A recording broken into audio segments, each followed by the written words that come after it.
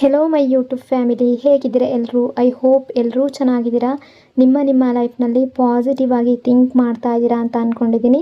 ಇವತ್ತಿನ ರೀಡಿಂಗಲ್ಲಿ ತುಂಬ ಡೀಪ್ ಆಗಿರುವಂತಹ ಯಾವ ಬ್ಯೂಟಿಫುಲ್ ಎನರ್ಜಿ ಇದೆ ಅಂತ ನೋಡೋಣ. ಮೊದಲು ಕಾಮಾಗಿ ಕೂತ್ಕೊಳ್ಳಿ, ಡೀಪ್ ಬ್ರೀತನ್ನು ತಗೊಳ್ಳಿ. ನಿಮ್ಮ ಪರ್ಸನ್ ಹೆಸರನ್ನು ಮನಸ್ಸಾರೆ 3 ಬಾರಿ ನೆನೆಸ್ಕೊಳ್ಳಿ.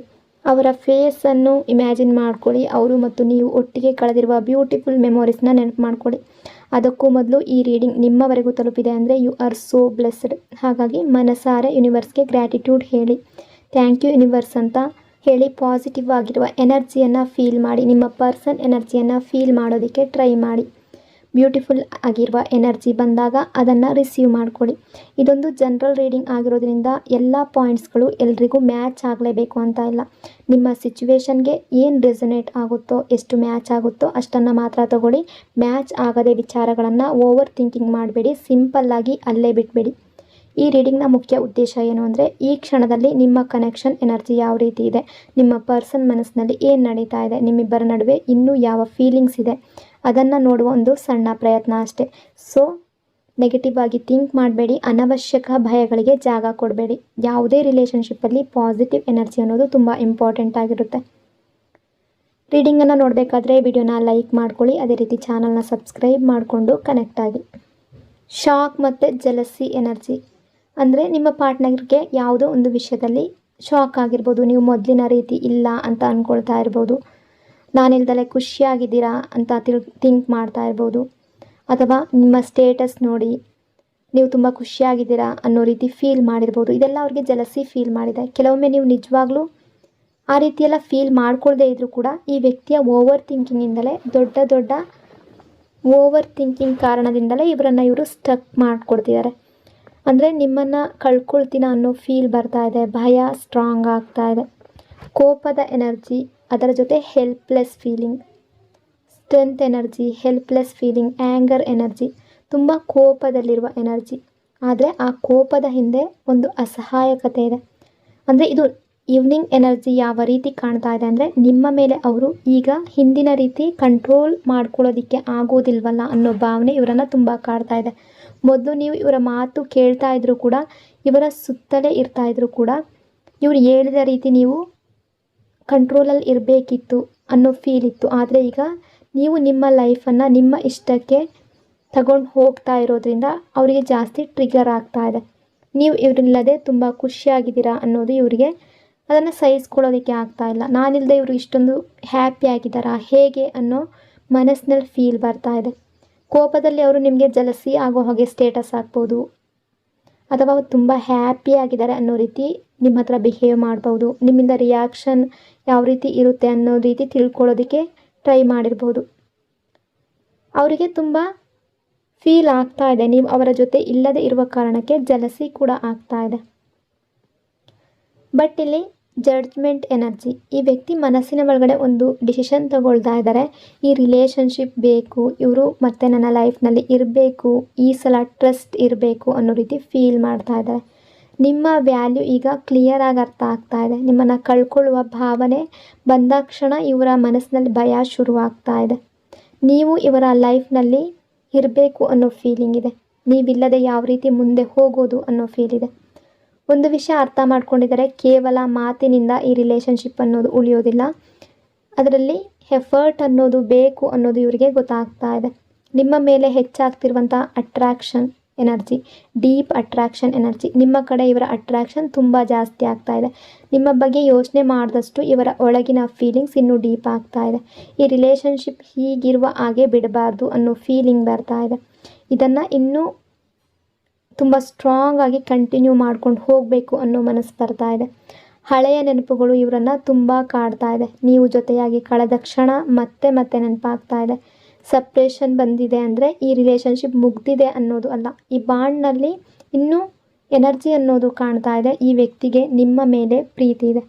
ಅದೇ ರೀತಿ ಕನ್ಫ್ಯೂಷನ್ ಮತ್ತು ಸ್ಯಾಡ್ ಎನರ್ಜಿ.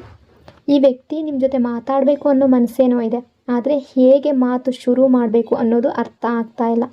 ಕಾಲ್ ಮಾಡಲಾ, ಮೆಸೇಜ್ ಮಾಡಲಾ, ಎಲ್ಲಿ ಶುರು ಮಾಡಲಿ ಅಂತ ಗೊಂದಲದಲ್ಲಿ, ಕನ್ಫ್ಯೂಷನ್ನಲ್ಲಿದ್ದಾರೆ. ಇವರ ಮನಸ್ಸಿನಲ್ಲಿ ಇನ್ನೂ ಕ್ಲಾರಿಟಿ ಸಂಪೂರ್ಣವಾಗಿ ಬಂದಿಲ್ಲ. ಥರ್ಡ್ ಪಾರ್ಟಿ ಎನರ್ಜಿ ಅಂದರೆ ಥರ್ಡ್ ಪಾರ್ಟಿ ಅಂದರೆ ಕೇವಲ ಒಬ್ಬ ರೊಮ್ಯಾಂಟಿಕ್ ರಿಲೇಷನ್ಶಿಪ್ ಅಂತ ಮಾತ್ರ ನೀವು ತಗೊಳ್ಬಾರ್ದು. ಇದು ಫ್ಯಾಮಿಲಿ ಆಗಿರ್ಬೋದು, ಫ್ರೆಂಡ್ ಆಗಿರ್ಬೋದು, ಅಥವಾ ಸಿಚುವೇಶನ್ ಆಗಿರ್ಬೋದು. ಅವರು ನಿಮ್ಮಿಬ್ಬರನ್ನು ಯಾವುದೋ ಒಂದು ಸಿಚುವೇಶನ್ ನಿಮ್ಮಿಬ್ಬರನ್ನು ಅಡ್ಡ ತಂದಿರ್ಬೋದು, ವಾಲ್ ರೀತಿ ಬಂದಿರ್ಬೋದು, ಅಥವಾ ಯಾವುದೋ ಒಂದು ವಿಷಯ ನಿಮ್ಮಿಬ್ಬರನ್ನು ದೂರ ತಂದಿರ್ಬೋದು. ಮಾತು ನಿಂತಿರ್ಬೋದು, ದೊಡ್ಡ ಜಗಳ ಆಗಿರ್ಬೋದು, ಸ್ಮಾಲ್ ಫೈಟ್ ಆಗಿರ್ಬೋದು, ಅಥವಾ ಮಾತುಕತೆ ಅನ್ನೋದು ಸದ್ಯದ ಪರಿಸ್ಥಿತಿಗೆ ನಿಂತಿರ್ಬೋದು. ಇದೆಲ್ಲ ಕಾರಣ ಒಂದು ಥರ್ಡ್ ಪರ್ಸನ್ ರೀತಿ ಕೆಲಸ ಮಾಡಿರ್ಬೋದು. ಆ ಥರ್ಡ್ ಪರ್ಸನ್ ಅದು ಯಾವುದೇ ಸಿಚುವೇಶನ್ ಆಗಿದ್ರೂ ಕೂಡ ಆ ಸಿಚುವೇಶನ್ ಕಾರಣದಿಂದ ನೀವು ದೂರ ಆಗಿರ್ಬೋದು. ಬಟ್ ಈ ವ್ಯಕ್ತಿ ನಿಮ್ಮ ಬಗ್ಗೆ ಥಿಂಕ್ ಮಾಡ್ತಾ ಇದ್ದಾರೆ. ಕಾರ್ಮಿಕ್ ಸೈಕಲ್ ಮತ್ತು ಅವೇಕ್ನಿಂಗ್ ಎನರ್ಜಿ. ಇಲ್ಲಿವರೆಗೆ ಈ ವ್ಯಕ್ತಿ ನಿಮ್ಮ ಬಗ್ಗೆ ಏನೇ ತಪ್ಪಾಗಿ ತಿಳ್ಕೊಂಡಿದ್ರು ಕೂಡ, ಡಿಸ್ಟೆನ್ಸ್ ಕ್ರಿಯೇಟ್ ಮಾಡಿದ್ರು ಕೂಡ ಅದರ ಬಗ್ಗೆ ಥಿಂಕ್ ಮಾಡ್ತಾ ಇದ್ದಾರೆ. ಯೂನಿವರ್ಸ್ ಇವರಿಗೆ ಕೆಲವು ಸಮಸ್ಯೆಗಳನ್ನು ಕೊಡ್ತಾ ಇದೆ. ಸೊ ಅವರು ಈ ರಿಲೇಷನ್ಶಿಪ್ ದೂರ ಆದಮೇಲೆ ಪಾಠ ಕಲಿತಾ ಇದ್ದಾರೆ. ಅವರಿಗೆ ನಿಮ್ಮ ಬೆಲೆ ಅನ್ನೋದು ಗೊತ್ತಾಗ್ತಾ ಇದೆ. ನೀವು ಕೊಟ್ಟ ಪ್ಯೂರ್ ಲವ್ ಈಗ ಅವರಿಗೆ ಅರ್ಥ ಆಗ್ತಾ ಇದೆ. ಟ್ರಸ್ಟ್ ಬ್ರೇಕ್ ಆದ ನೋವಿನ energy, fear of rejection energy. ಈ ವ್ಯಕ್ತಿ ಬಹುಶಃ ನಿಮ್ಮ ಹತ್ರ ಯಾವುದಾದ್ರೊಂದು ಸುಳ್ಳು ಹೇಳಿರ್ಬೋದು, ಕೆಲವು ವಿಷಯಗಳನ್ನು ನಿಮ್ಮಿಂದ ಹೈಡ್ ಮಾಡಿರ್ಬೋದು, ಸತ್ಯ ಹೇಳದೇ ಇರ್ಬೋದು. ಸೊ ನೀವೀಗ ಅವರನ್ನು ಸುಲಭವಾಗಿ ನಂಬೋದಿಲ್ಲ ಅನ್ನೋದು ಇವ್ರಿಗೆ ಗೊತ್ತಿದೆ. ಇವರು ಸತ್ಯ ಹೇಳೋದಕ್ಕೆ ಬಂದರೂ ನೀವು ಇವರನ್ನು ಮತ್ತೆ ಸುಳ್ಳು ಹೇಳ್ತಿದ್ದಾರೆ ಅಂತ ಯೋಚನೆ ಮಾಡ್ಬೋದು ಅನ್ನೋ ಭಯ ಇವರಿಗಿದೆ. ಹಾಗಾಗಿ ಅವರ ಫೀಲಿಂಗ್ಸನ್ನು ಅವರು ಹೈಡ್ ಮಾಡ್ಕೊಳ್ತಾ ಇದ್ದಾರೆ. ಫ್ಯಾಮಿಲಿ ಪ್ರೆಷರ್ ಮತ್ತು ಸ್ಯಾಕ್ರಿಫೈಸ್ ಎನರ್ಜಿ. ಈ ವ್ಯಕ್ತಿ ಎಲ್ಲರನ್ನ ಜೊತೆಯಲ್ಲಿ ತಗೊಂಡು ಹೋಗಬೇಕು ಅನ್ನೋ ಮನಸ್ಸಿನವರು. ನಿಮ್ಮನ್ನು ಕೂಡ ಕಳ್ಕೊಳ್ಬಾರ್ದು, ಫ್ಯಾಮಿಲಿಯನ್ನು ನೋವಿಸ್ಬಾರ್ದು ಅನ್ನೋ ರೀತಿ ಕೂಡ ಥಿಂಕ್ ಮಾಡ್ತಾ ಇದ್ದಾರೆ. ಬಟ್ ಅದೇ ಜಾಗದಲ್ಲಿ ದೊಡ್ಡ ಕಾನ್ಫ್ಲಿಕ್ಟ್ ಆಗ್ತಾ ಇದೆ. ಫ್ಯಾಮಿಲಿ ನಿಮ್ಮ ರಿಲೇಷನ್ಶಿಪ್ಪನ್ನು ಒಪ್ಕೊಳ್ತೇ ಇಲ್ವೇನೋ, ಅಂದರೆ ಕೆಲವು ಫ್ಯಾಮಿಲಿ ನಿಮ್ಮ ರಿಲೇಷನ್ಶಿಪ್ಪನ್ನು ಒಪ್ಕೊಳ್ದೇ ಇದ್ದರೆ ಅದರ ಬಗ್ಗೆ ಫೀಲ್ ಮಾಡ್ತಾ ಇದ್ದಾರೆ. ಅದರಿಂದ ಕೆಲವೊಮ್ಮೆ ಅವರು ನಿಮ್ಮನ್ನು ಸೈಡ್ ಮಾಡಿರ್ಬೋದು, ನಿಮ್ಮನ್ನು ನೋಯಿಸಿರ್ಬೋದು, ಆದರೆ ಅವರು ಖುಷಿಯಾಗಿಲ್ಲ. ಈ ಸ್ಯಾಕ್ರಿಫೈಸ್ ಅವರನ್ನು ಮನಸ್ಸಿನ ಒಳಗಡೆಯಿಂದ ಡೌನ್ ಮಾಡ್ತಾ ಇದೆ. Lovers energy. ನಿಮ್ಮಿಬ್ಬರ ನಡುವೆ ಡೀಪ್ ಕನೆಕ್ಷನ್ ಇದೆ. ನಿಮ್ಮ ಬಗ್ಗೆ ಥಿಂಕ್ ಮಾಡ್ತಾ ಇದ್ದಾರೆ, ನಿಮ್ಮ ಬಗ್ಗೆ ಯೋಚನೆ ಕೂಡ ಮಾಡ್ತಾ ಇದ್ದಾರೆ, ಮಿಸ್ ಮಾಡ್ಕೊಳ್ತಾ ಇದ್ದಾರೆ. ಪಾಸ್ಟಲ್ಲಿ ಕೆಲವು ಮಾತುಗಳು ನಿಮಗೆ ಹೇಳದೆ ಅವರ ಮನಸ್ಸಿನಲ್ಲೇ ಇಟ್ಕೊಂಡಿರ್ಬೋದು, ಕೆಲವು ಸತ್ಯಗಳನ್ನು ಮರೆಮಾಚಿರ್ಬೋದು, ಅಥವಾ ಕೆಲ ಸಂದರ್ಭಗಳಲ್ಲಿ ನೇರವಾಗಿ ಹೇಳಬೇಕಾಗಿರೋದನ್ನು ಹೇಳದೆ ಸೈಲೆಂಟ್ ಆಗಿರ್ಬೋದು. ಆದರೆ ಈಗ ಅವರಿಗೆ ಒಂದು ವಿಷಯ ತುಂಬ ಕ್ಲಿಯರ್ ಆಗಿದೆ. ಅಂದರೆ ನಿಮ್ಮ ಟ್ರಸ್ಟ್ ಒಂದು ಸಲ ಬ್ರೇಕ್ ಆದಮೇಲೆ ಅದನ್ನು ಮತ್ತೆ ಗೆಲ್ಲೋದು ಅಷ್ಟು ಈಸಿ ಅಲ್ಲ ಅನ್ನೋದು ಗೊತ್ತಾಗ್ತಾ ಇದೆ. ಸೊ ಅವರ ಎಮೋಷನ್ಸನ್ನು ಓಪನ್ ಆಗಿ ಎಕ್ಸ್ಪ್ರೆಸ್ ಮಾಡ್ತಾ ಇಲ್ಲ. ನಿಮ್ಮನ್ನು ಮಿಸ್ ಮಾಡ್ತಾ ಇದ್ರೂ ಕೂಡ ಹೇಳ್ಕೊಳ್ತಾ ಇಲ್ಲ. ನಿಮ್ಮ ಬಗ್ಗೆ ಯೋಚನೆ ಇದ್ದರೂ ಕೂಡ ತೋರಿಸ್ಕೊಳ್ತಾ ಇಲ್ಲ. ಒಳಗೆ ತುಂಬ ಫೀಲ್ ಮಾಡ್ತಾ ಇದ್ರೂ ಕೂಡ ಹೊರಗಡೆ ತುಂಬ ರೂಡಾಗಿ ಬಿಹೇವ್ ಮಾಡ್ತಾ ಇರ್ಬೋದು. ಇಲ್ಲಿ ಸಮಸ್ಯೆ ಅನ್ನೋದು ಪ್ರೀತಿ ಅನ್ನೋದು ಕಡಿಮೆ ಆಗಿರೋದಲ್ಲ, ಟ್ರಸ್ಟ್ಗೆ ಯಾವುದಾದ್ರೂ ಒಂದು ಬಿರುಕು ಬಂದಿರ್ಬೋದು, ಈಗೋ ಅನ್ನೋದು ಅಡ್ಡ ಬಂದಿದೆ. ಅಂದರೆ ಫ್ಯಾಮಿಲಿಯ ಪ್ರೆಷರ್ ಕೂಡ ಇದೆ. ಈ ವ್ಯಕ್ತಿ ತುಂಬ ಕಾಂಪ್ಲಿಕೇಟೆಡ್ ಮನಸ್ಸಿನವರು. ಕೇವಲ ಅವರ ಹೃದಯದ ಮಾತು ಮಾತ್ರ ಕೇಳಿ ನಿರ್ಧಾರ ತಗೊಳ್ಳೋದು ಅಷ್ಟು ಸುಲಭ ಅಲ್ಲ. ಯಾಕೆಂದರೆ ಇವರ ಲೈಫ್ನಲ್ಲಿ ಫ್ಯಾಮಿಲಿ ಎಮೋಷನ್ಸ್ ತುಂಬ ದೊಡ್ಡ ಪಾತ್ರದಲ್ಲಿದೆ. ಇವ್ರು ನಿಮ್ಮನ್ನು ಪ್ರೀತಿಸೋದಿಲ್ಲ ಅಂತಲ್ಲ, ನಿಮ್ಮನ್ನು ಕಳ್ಕೊಳ್ಬೇಕು ಅಂತಲೂ ಇಲ್ಲ. ಆದರೆ ಅದೇ ಸಮಯದಲ್ಲಿ ಅವರ ಫ್ಯಾಮಿಲಿಯನ್ನು ಕೂಡ ನೋಯಿಸಬಾರ್ದು ಅನ್ನೋ ಫೀಲಿಂಗ್ ಇವರನ್ನು ತುಂಬ ಕನ್ಫ್ಯೂಸ್ ಆಗ್ತಾ ಇದೆ, ಕನ್ಫ್ಯೂಸ್ ಮಾಡ್ತಾ ಇದೆ. ಒಂದು ಕಡೆ ನೀವು, ಇನ್ನೊಂದು ಕಡೆ ಫ್ಯಾಮಿಲಿ. ಈ ಎರಡರ ನಡುವೆ ಇವರು ಸಿಕ್ಕಾಕೊಂಡಿರುವಂತಹ ಎನರ್ಜಿ. ಫ್ಯಾಮಿಲಿಯಿಂದ ಒಪ್ಪಿಗೆ ಸಿಗದೇ ಇರ್ಬೋದು ಅನ್ನೋ ಫಿಯರ್, ಯಾರಾದರೂ ಒಪ್ಕೊಳ್ತಾರೋ ಇಲ್ವೋ ಫ್ಯಾಮಿಲಿಯಲ್ಲಿ ಅನ್ನೋ ಫಿಯರ್. ಅದರ ಪರಿಣಾಮ ಕೆಲ ಟೈಮ್ನಲ್ಲಿ ಅವರು ನಿಮ್ಮನ್ನು ದೂರ ಮಾಡಿರ್ಬೋದು, ಮಾತು ಕಡಿಮೆ ಆಗಿರ್ಬೋದು, ಸೈಡ್ ಮಾಡಿರ್ಬೋದು ನಿಮ್ಮನ್ನು, ಅಥವಾ ಯಾವುದಾದ್ರೊಂದು ರೂಢಾಗಿರುವ ಡಿಸಿಷನ್ ತಗೊಂಡಿರ್ಬೋದು. ಬಟ್ ಹೊರಗಡೆ ಸ್ಟ್ರಾಂಗಾಗಿ ಕಾಣಿಸ್ಕೊಂಡ್ರೂ ಕೂಡ ಒಳಗಡೆ ತುಂಬ ಗಿಲ್ಟ್ ಇದೆ, ಮನಸ್ಸಿನಲ್ಲಿ ತುಂಬ ಪೇಯ್ನ್ ಇದೆ. ಒಬ್ಬರೇ ಇದ್ದಾಗ ತುಂಬ ಯೋಚನೆ ಮಾಡ್ತಾ ಇದ್ದಾರೆ. ಇವರು ಸ್ಯಾಕ್ರಿಫೈಸ್ ಮಾಡಿದ್ದು ಪೂರ್ಣ ಖುಷಿಯಾಗಿಲ್ಲ. ನೀವು ಕೂಡ ನೋವಿನಲ್ಲಿದ್ದೀರಾ, ಇವರು ಕೂಡ ಮನಸ್ಸಿನಲ್ಲಿ ನೋವಿನಲ್ಲಿ ಇದ್ದಾರೆ.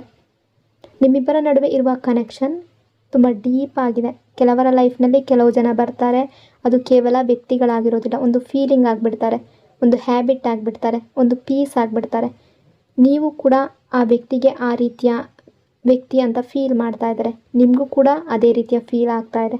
ನೀವಿಬ್ಬರು ದೂರ ಇದ್ದರೂ ಕೂಡ, ಮಾತಿಲ್ಲದೆ ಇದ್ದರೂ ಕೂಡ ಒಬ್ಬರ ಎನರ್ಜಿ ಇನ್ನೊಬ್ಬರಿಗೆ ಫೀಲ್ ಆಗ್ತಾ ಇದೆ.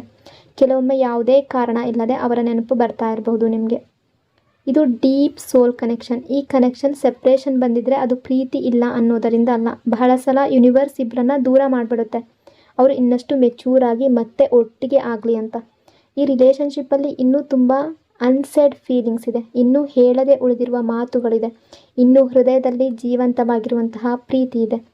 ಆದರೆ ಡಿವೈನ್ ಟೈಮಿಂಗ್. ಎಲ್ಲ ನಮ್ಮ ಇಷ್ಟದ ಸಮಯಕ್ಕೆ ನಡೆಯುತ್ತೆ ಅಂತ ಅಂದ್ಕೊಳ್ಬೇಡಿ. ಎಲ್ಲವೂ ನಮ್ಮ ಇಷ್ಟದ ಸಮಯಕ್ಕೆ ನಡೆಯೋದಿಲ್ಲ. ಕೆಲ ಸಂಬಂಧಗಳು ಸರಿಯಾದ ಸಮಯ ಬಂದಾಗ ಮಾತ್ರ ಕ್ಲಿಯರ್ ಆಗುತ್ತೆ. ಈಗ ನಡೀತಾ ಇರುವಂತಹ ಡಿಸ್ಟೆನ್ಸ್, ಕನ್ಫ್ಯೂಷನ್, ಫ್ಯಾಮಿಲಿ ಇಶ್ಯೂಸ್ ಇವೆಲ್ಲ ಒಂದು ಕಾರ್ಮಿಕ್ ಲೆಸನ್. ಈ ಸೈಕಲ್ ಕಂಪ್ಲೀಟ್ ಆದಮೇಲೆ ಮಾತ್ರ ಈ ಕನೆಕ್ಷನ್ಗೆ ಕ್ಲಾರಿಟಿ ಬರುವ ಸಾಧ್ಯತೆ ಜಾಸ್ತಿ ಇದೆ. ಆದರೆ ಒಂದು ವಿಷಯ ತುಂಬ ಸ್ಟ್ರಾಂಗಾಗಿ ಕಾಣ್ತಾ ಇದೆ. ನೀವು ಇಬ್ಬರು ಒಬ್ಬರನ್ನೊಬ್ಬರು ಎಷ್ಟು ಮರಿಬೇಕು ಅಂತ ಟ್ರೈ ಮಾಡಿದ್ರೂ ಕೂಡ ಮನಸ್ಸಿನ ಒಳಗಡೆ ಆ ಡೀಪ್ ಕನೆಕ್ಷನ್ ಇನ್ನೂ ಸಂಪೂರ್ಣವಾಗಿ ಕಟ್ ಆಗಿಲ್ಲ. ಸೊ ಈ ರೀಡಿಂಗ್ ನಿಮಗೆ ಇಷ್ಟ ಆಗಿದೆ ಅಂದ್ಕೊಂಡಿದ್ದೀನಿ. ಇಷ್ಟ ಆಗಿದರೆ ಪಾಸಿಟಿವ್ ಆಗಿ ಕಮೆಂಟ್ ಮಾಡಿ. ನಿಮ್ಮೆಲ್ಲರ ಮನಸ್ಸಿನಲ್ಲಿರುವ ಪಾಸಿಟಿವ್ ಆಗಿರುವಂಥ ಆಸೆಗಳು ನೆರವೇರಲಿ. ನೀವು ಕಾಯ್ತಾ ಇರುವ ಒಳ್ಳೆಯ ದಿನಗಳು ಆದಷ್ಟು ಬೇಗ ನಿಮ್ಮ ಲೈಫ್ನಲ್ಲಿ ಬರಲಿ ಅಂತ ಬ್ಲೆಸ್ ಮಾಡ್ತಾ ಮತ್ತೊಂದು ಬ್ಯೂಟಿಫುಲ್ ರೀಡಿಂಗಲ್ಲಿ ಮತ್ತೆ ಸಿಗ್ತೀನಿ. ಅಲ್ಲಿವರೆಗೂ ಟೇಕ್ ಕೇರ್. ನಿಮ್ಮ ಪ್ರೀತಿ, ನಿಮ್ಮ ಸಪೋರ್ಟ್ಗೆ thank you so much. Lots and lots of love. Stay positive and God bless you all.